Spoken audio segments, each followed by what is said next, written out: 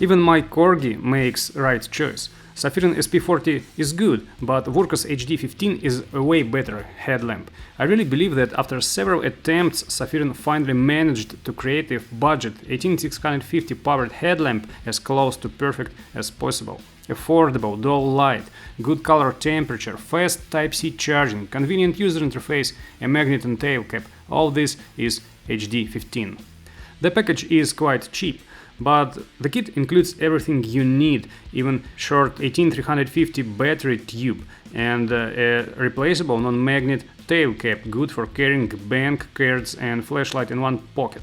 The head strap is the same, quite soft fabric, not bad, but it is really budget head strap. It would be cool if Safirin starts selling separate higher quality head straps. And Safirin and Wurkkos are technically separate brands, but they have the very same origin, so it's appropriate to show a family photo that illustrates the design and size difference. Actually, as you can see, HD15 is almost the same size as Safirin SP40.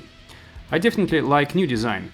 If only the anodizing was matte and the head strap was not so budget, then Wurkkos HD15 would look no worse than models from much more expensive brands. By the way, there is colored body models now, like blue, green, red and violet one. The grip here is extremely reliable, really firm grip, and the flashlight can be divided into three parts. You can turn the middle part upside down to position clip the way you need. There is a spring at the side of the head and there is a charging connector, this time that is 2 amperes Type-C reverse charge port. Good, really good. The cover is thick and reliable. The button is the same as in SP40 or HD20, but here is the most important change.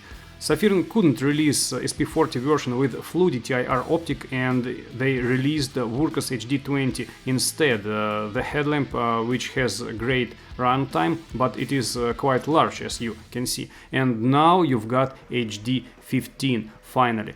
It has the same classic compact size as SP40, but it is dual light as Wurkkos HD20, so that's a really good combination of both these bestsellers. I also should mention user interface, which HD15 inherited by HD20. This really good user interface. It is convenient, it is flexible at the same time, and it is not over complicated like Android user interface. You've got everything you need here, even moonlight mode when flashlight is locked. Really good user interface. And you know, with such a combination of price and functionality, I don't care at all that the flashlight doesn't have stabilization of brightness. The runtime in higher modes is really good, and the difference in runtime between both the fluid and spot LEDs is clearly visible here only when you turn the turbo mode on. And when it comes to fluid light, you can safely count on the fact that it will work for an exceptionally long time without a real step down, especially when there is some wind cooling. And normally you turn turbo mode on when you work outside, and there is always some wind cooling if you work outside. And the time has come to evaluate the light itself, to take a look at the difference between all these three models, between SP40, between HD20 and HD15. Of course, the eye perceives everything a little differently, but I'm sure you can catch the main difference in terms of light versatility. SP40 loses miserably here. It's classic reflector headlamp, which is not that comfortable when you use it for close range work, but it performs really good, and it also has quite good throw. Fluid light. HD15 has maximum brightness in fluid light 1000 lumens, and it is way brighter than 6.5 lumens of HD20. All this is clearly visible on the display, you just can take a look. What about spotlight?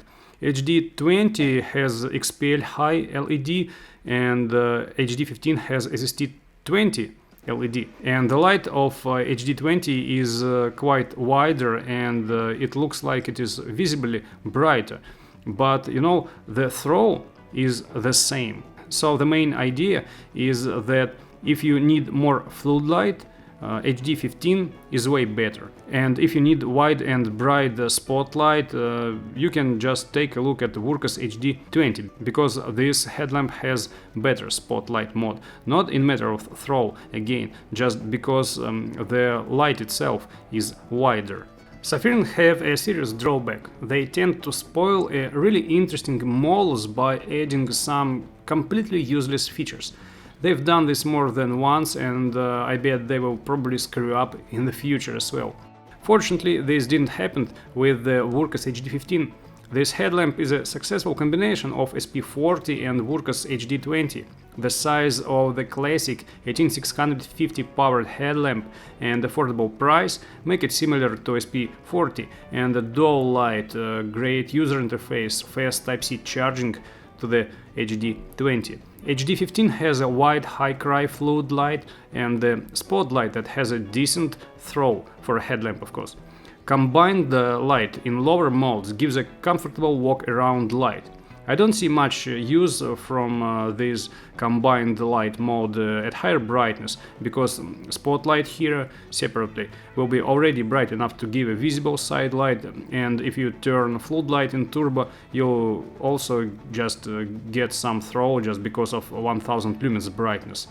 User interface maintain a good balance of simplicity and flexibility, and gives the Firefly mode that SP40 doesn't have, and even access to this Firefly mode when flashlight is locked.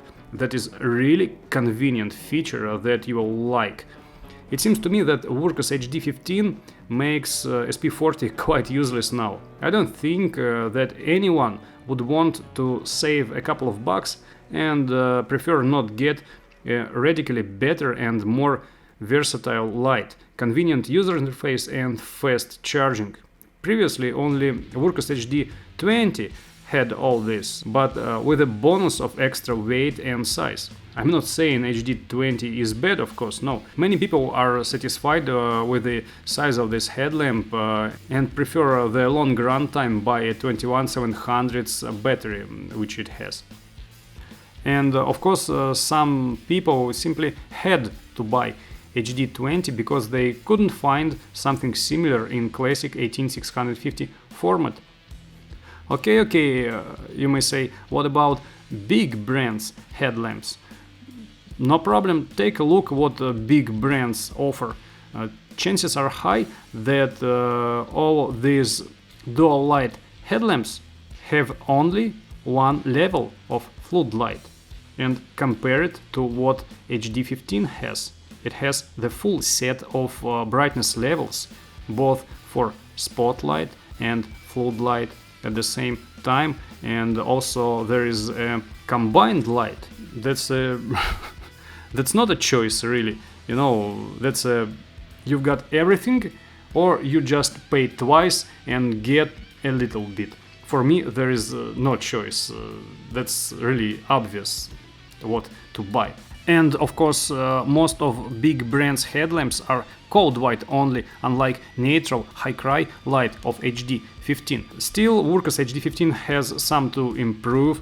For example, I'd like to have the opportunity to set flood and spot at different levels for combined light mode, like low and high, mid and low, and so on. So overall impression is really good.